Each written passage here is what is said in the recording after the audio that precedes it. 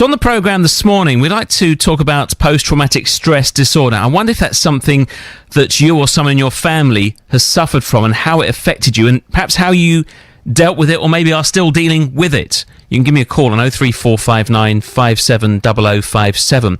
As I said before, we're talking about this because the family of a Territorial Army soldier who's facing up to 10 years in prison for stealing a rifle from his barracks in Hove say they fear he'll kill himself if he's given a prison sentence. Corporal Harry Killick is 36 and is suffering from severe PTSD after witnessing a colleague dying in an explosion in Afghanistan. On Friday, he pleaded guilty to the theft of an assault rifle and ammunition, but his sister Linda and dad Mick believe he stole them to try and take his own life as a result of the disorder. They worry that he'll try and take his own life again if he's jailed. Harry's being prosecuted in the civilian courts rather than the military courts because he wasn't on army property when he was caught with the gun. He's currently at a civilian prison, Highdown, which is in Sutton, while he awaits sentencing in February. The Ministry of Defence say they won't comment on this case while it's ongoing, but they have told us that the mental health of service personnel is a top priority for the government. Mick and Linda have been speaking to the BBC, and Mick started by explaining what Harry was like when he first came back from his tour of duty. I went to Afghanistan, which he always wanted to do, something for his country, and he loved being a soldier, and hence where we are today. Came back, see terrible things whilst in Afghanistan. See, I don't know whether it is one or two of his platoon badly injured, if not killed. I'm not quite sure, because Harry was a very private chap. And now he's suffering with this post-traumatic stress. But when Linda and I go and see him most Thursdays in prison, it's just not doing him any good in there. He can't cope with the noise. It sets him off, flashbacks. You know, what can I say? He's just a lovely, lovely boy. Very much a family man. He loves his two children to pieces. I suppose I started noticing it more in the summer. He was very quiet and he wouldn't talk. He just said, "No, I'm fine, I'm okay." And I said, "You're not, mate. Come on, I'll help you. What's wrong?" But he would not go into any details. I knew stuff happened in Afghanistan on his tour because obviously I read about it. But he just steered away from his family. You know, he just went into his own little bubble, his own little Harry's world. It was very, very difficult to communicate with Harry. I mean, we knew that he was going to do something to the run-up to the 19th of October. He started writing letters to his children explaining that he wasn't really worthy of being a dad. He took the gun, all intentions of to kill himself, never ever to harm anybody else. He looked me in the eye, which he doesn't do a lot, and he said he just wanted to end his own life. This is so difficult to talk about Harry. Yeah. It really is. He's not my son.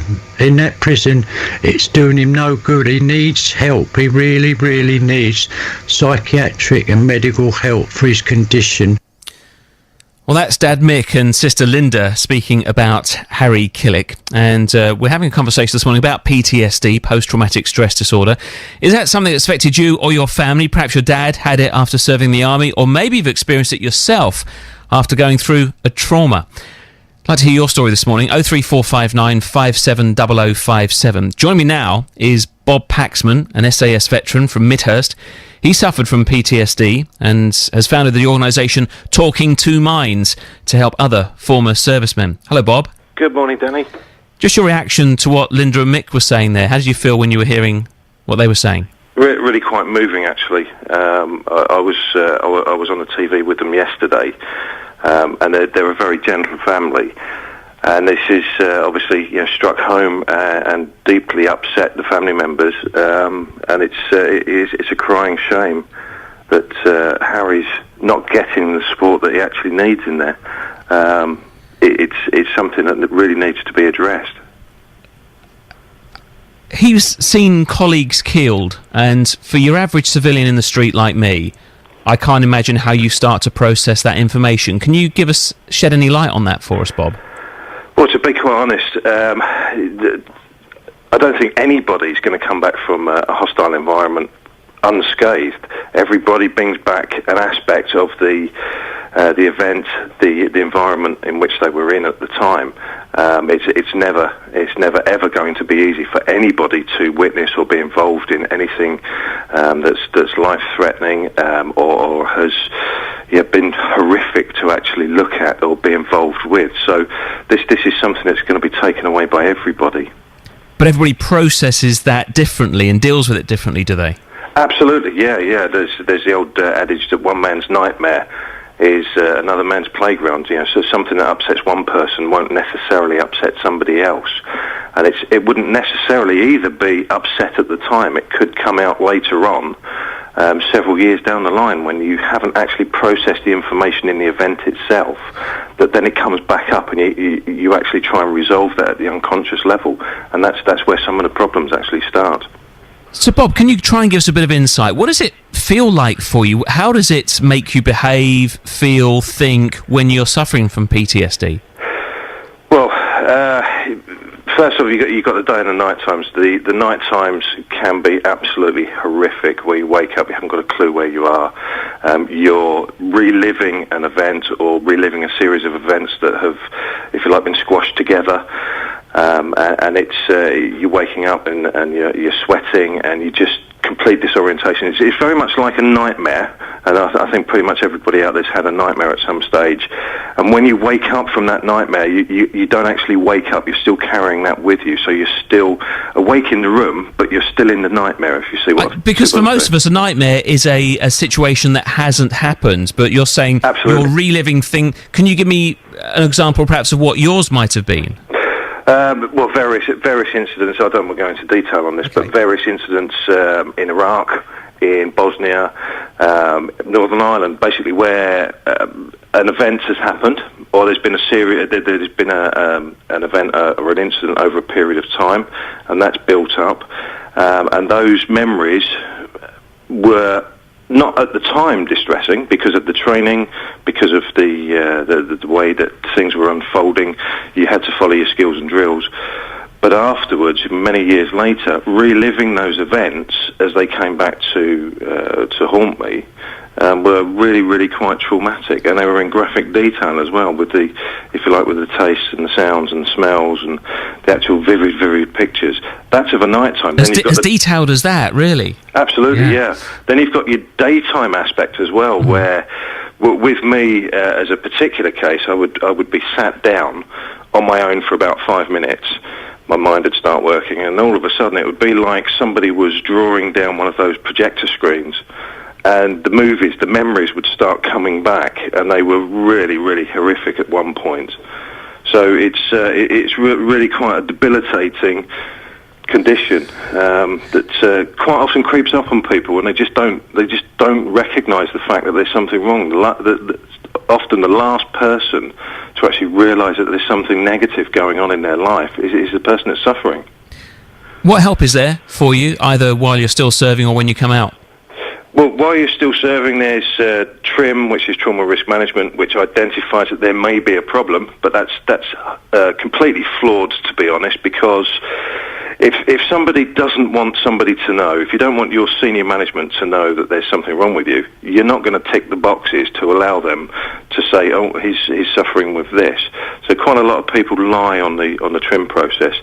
Then you've got the Defence Medical Services that will give you a couple of sessions of EMDR or CBT, which are trauma-focused therapies. And a couple of sessions doesn't sound like it's going to get you anywhere, really. No, well, the nice guidelines stay between 8 and 12 1-hour sessions over a space of 3 months. Well, we've had chaps, anecdotal evidence, chaps coming to us that have had the instruction basically that they have 3 or 4 sessions, and if they're not fixed by that, then they're out the military. So well, that doesn't go along with the guidelines that you just told me. Exactly. Add up. So there's a documentary coming out shortly at the end of this month that's actually going to if you like, lift the lid on all of this, because there's quite a bit of fudging going on in the background, it would appear, to make the PTSD numbers within the military comparative with those within the civilian environment, and that's just not correct. If you look at the probation and prison service, we're looking at around about 10 or 11%. Well, that's not commensurate with the number of people in prison per head of populace. If we're looking at 63 million people, 67 million people in UK, then that prison and probation populace for veterans should be far, far lower than 10 or 11%. So people like Harry, perhaps Harry's a case in point. You know, he's currently in prison. Yeah. And it strikes, is that the best place? Can you receive any kind of treatment for PTSD while you're in prison? Well, if we look at the symptomology of the people that are actually in prison, let's say the veterans community, they're in there for self-harm, harming others, self-medication, drugs or alcohol-related offences. So all of those could be symptomatic of PTSD, for instance. So we're not by any means saying that is the case. However, common sense might say that that seems fairly likely. I think people would buy that argument, wouldn't they?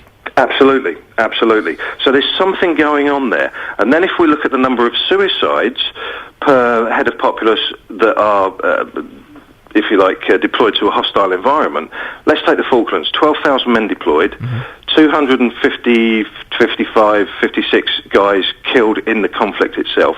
There's been well over 300 suicides, and that's not including the ones that have drunk themselves to death. So more after the conflict than during the conflict? Absolutely. Now, we're putting the Freedom of Information Act into the MOD and into the government about 8 months ago. It came back with a whole series of figures that didn't work. We put them through an external statistician who basically came back and said that their figures were incorrect. They said that they were somewhere in a region of 47% less likely to commit suicide after having served in the army. When the statistician ran the figures, it came back 37% more likely to commit suicide. Right. So there seems to be something going on here that's not quite right. Okay. Bob, did you ever consider taking that course of action?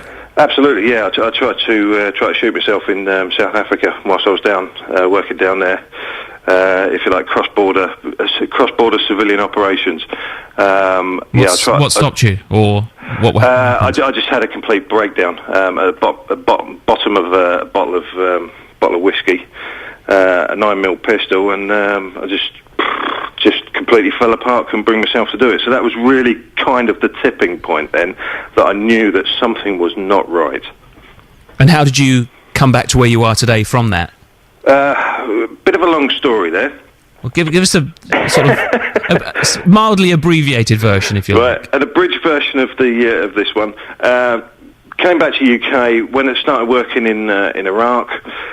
Each time I came back to UK, I would go and see the doctor, go and see various charities, NHS, and pay for various therapies that didn't work for me. I eventually found a combination with one chap that worked for me. So very, very quickly I thought, well, there's got to be something in this. So over a period of time we got a team together and pulled apart various approaches and then reconstructed them in a way that is veteran friendly, PTSD friendly, that focuses on everything that's not the trauma. So we've actually moved the whole, if you like, the whole therapeutic field forward. Now, I'm not saying by any means this works for everybody.